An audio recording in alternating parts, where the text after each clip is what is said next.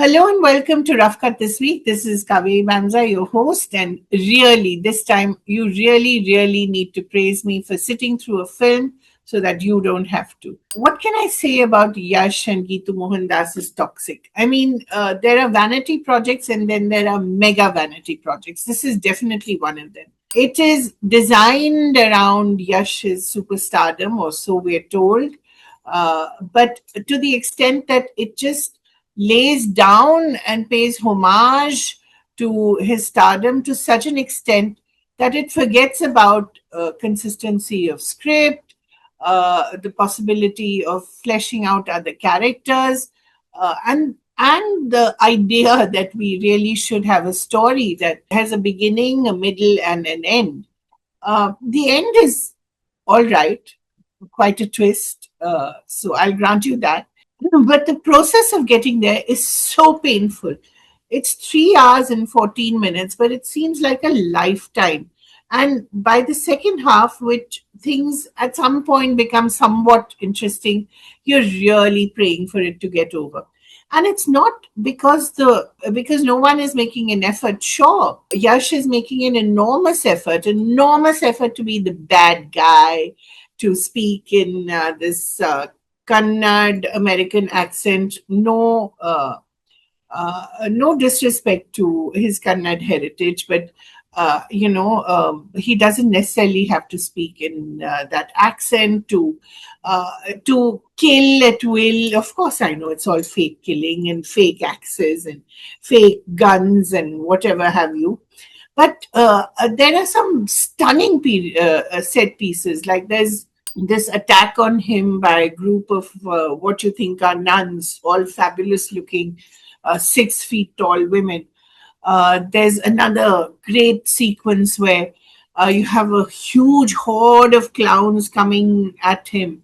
There's yet another great Catspies like party, which descends into a kind of a blood red wedding from Game of Thrones. There's no dearth of these fantastic set pieces, and you think, my God, I mean, it could have made for something that would have been memorable, for something that would have really stood the test of times, but it is so deeply misogynistic. All that toxicity was supposed to be, it's supposed to be ironic, but I'm afraid it was so ironic that it was completely lost on me. And the idea that the love of a good woman can save a bad boy, which is the oldest trope in the world. But it doesn't work here. I mean, is it a rom com dressed in the guise of a sort of war movie? Is it a gangster movie with parts of a rom com in it?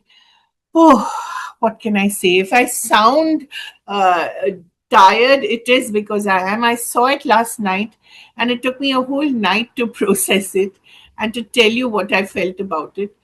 The women, I really want to talk about the women. I mean, they've tried so hard in this film and they look so impossibly gorgeous. They're wearing the most fabulous gowns, most fabulous clothes, and it's such a pity that none of them really gets a story which is worth their talent. Kiara Advani is magnificent. I've never seen her acting out of her skin. I've never seen her looking so wonderful. She's this sort of, in a way, suicidal almost, a depressive circus trapeze artist whom Yash's character, who's called Raya, has this grand, passionate affair with. They have sex in all kinds of unimaginable places, everything except the bed. They have it on a Ferris wheel, the beach, a couch, a green room, in an alley up against a wall. And I think I'm still missing some in a car, in an open top car, in a closed car. I'm sure I'm still missing some places and some positions, but this is pretty much it. And there's Ganga, played by a Nayanthara, magnificent woman, magnificent looking. She's the sister, Raya's sister, who has undergone unimaginable kinds of humiliations to come to the point where she wants Raya to be all powerful and to sort of make it worth her while, make all those humiliations and insults worth her while, somewhat like the mother in KGF. Then there's Huma Qureshi, who is always terrific. She's playing the other gangster, the rival gangster. There's Tara Sutaria, who's the daughter of a rival gangster and spends much of the time weeping and drinking loads and loads of martini, but looks terrific and does her part. And Rukmini Vasanth, whom I've always adored as the final woman who decides that she must save him and that only she can save him. They obviously haven't read enough and know that to know that no bad boy can be saved. So, what is the whole point about Raya and his life? I think after thinking about the 3 hours 14 minutes that I spent on watching the film, it is that we all carry unimaginable burdens of guilt within us, and no matter what happens, we come alone, we die alone. What a terrific revelation. And that the ghosts of our past can't quite leave us, which is, of course, the ultimate denouement as well. And we don't just have one Yash, we have two Yashes. There's a younger Yash without shorn of his facial hair, who comes pretty late into the movie, but again is quite an extraordinary performer. And to what end, really? The budget, and you can see the budget, you can see the amount of money having been spent, because the movie just cuts from, say, Goa 1967 with fascist kind of army generals and strange kind of men in top hats and full suits. You can and everyone smokes a cigar, and of course our friend Yash smokes all kinds of things. But I mean, to what, and it suddenly moves from there to the icy scapes of some no man's land where cars are slipping and clowns are coming with guns and helicopters are falling from skies. Don't ask me. But to what end? Because really, that budget could have been spent. I know, it's a movie, and some movies cost money, but it could have been spent on making at least 10, maybe 20 other wonderful movies with some of the subplots of this movie. And Geetu Mohandas, I wouldn't say that her direction. I mean, she has the spark, and we all know that. I mean, she's made Mutun, but there's no consistency. There's no kind of storyline that makes us feel for Yash or makes us feel for his traumas, and there's no end to his traumas as well. Some self-inflicted, some he was born with.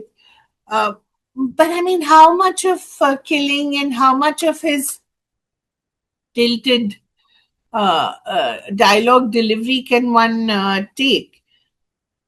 And the lines, some of the lines, my God, it's just look at this exchange between Yash's Raya and Rukmini Vasan's Melissa.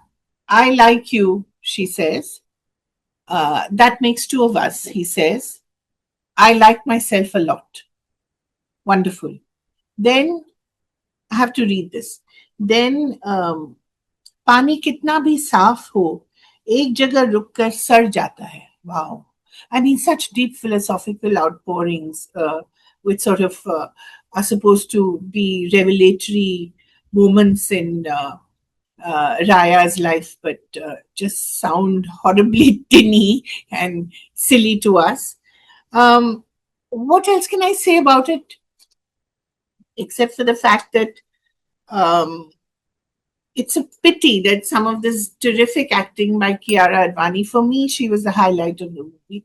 It's such a pity that such a terrific performance is lost in a film that is so much about the male actor.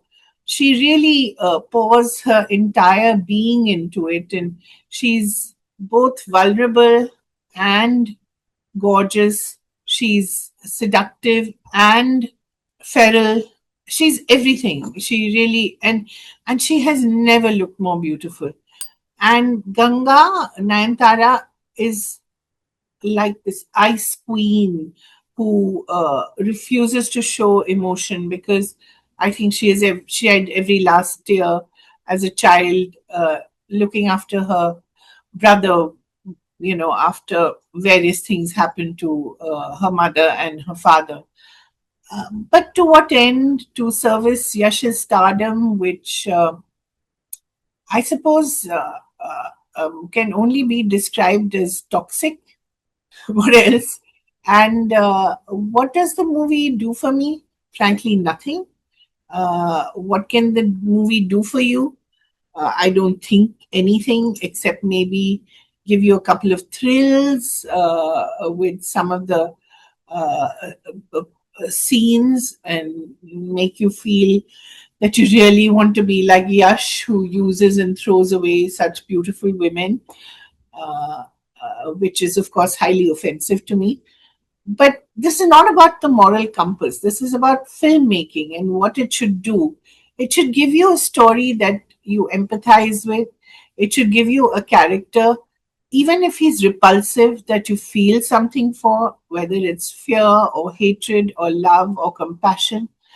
Uh, and here was an opportunity where you could have felt all these things for this orphaned gangster who's forced to live out his sister's dream because he has no other option and because she has instilled this in him that he needs to be the king of all he surveys, that without power, he and she are nothing. Um, and there is quite a bit that could have been done with this film, and it's wonderful to see a woman in command of some of these terrific set pieces where there's so much of action, but it really is such a waste, and it's a pity. But I would really recommend that you don't waste time and you don't uh, spend the kind of money that you have to see a film like this. And yeah, maybe wait for it on streaming. And it's a pity because, as I said, there's some parts that are wow, but not enough to be sustainable. So that's from me this week. A very unhappy viewer this week of Toxic, where I was expecting a lot more, I think, than what we got. So, see you next week.